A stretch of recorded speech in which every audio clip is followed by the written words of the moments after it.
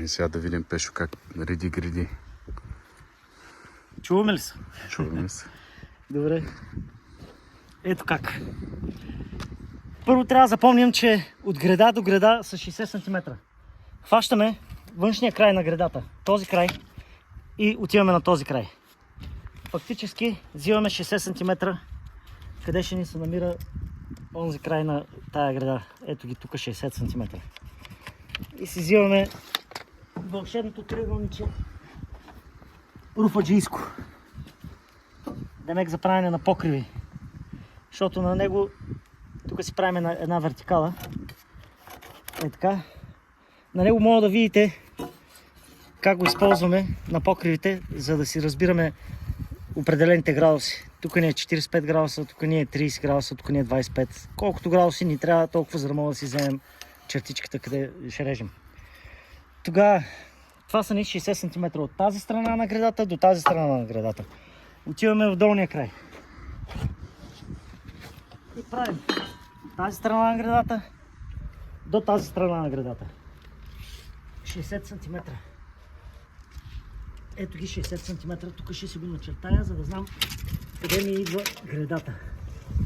Къде ще стои въпросната приятелка. В следващия момент местим гредата, като надолу си оставяме за стреха достатъчно разстояние. Ще се изрязва право от край до край, но все пак трябва да има достатъчно разстояние, което да има и овкът, да е отрязано и да стане равно от край до край. След това връщаме се тук и си правим една друга вертикала, която е на самата града. Тук ще ни е външния край, вътрешния край, този с онзи на гредата. От другата страна си правим една вертикала по този край на гредата. Аз го виждам от тук, че ми е хоризонтално отгоре и тук ми е вертикала. Свалям гредата долу.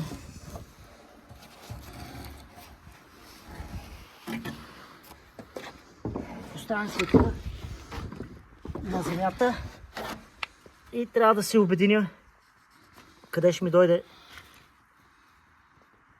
тая права, в която ще режа.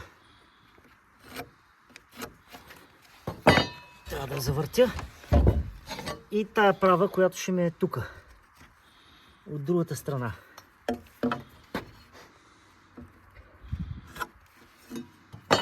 Би трябвало покрива да ни е на 25 градуса, затова и диска на циркуляра ще е на 25 градуса.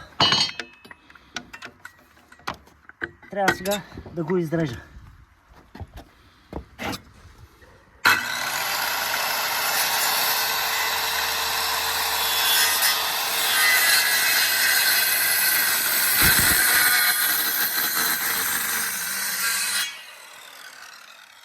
Ще завъртя от другата страна, за да може и оттам да го изрежа.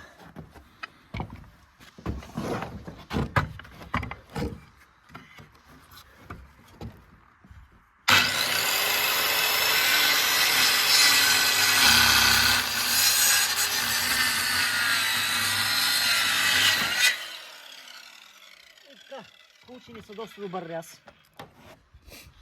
Този път може да видите, гредата ще ни опре на 60 см, които може да видим тук.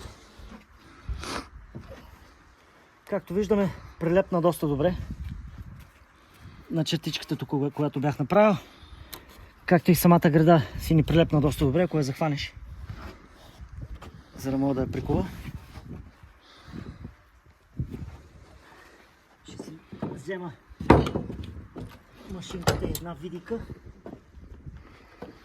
и първо ще си захвана видиката, после ще си я захвана и гредичката с ръка.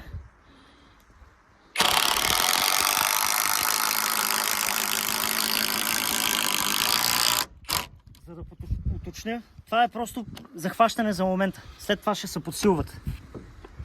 Сега си правя проверка. Както казах, 60-60.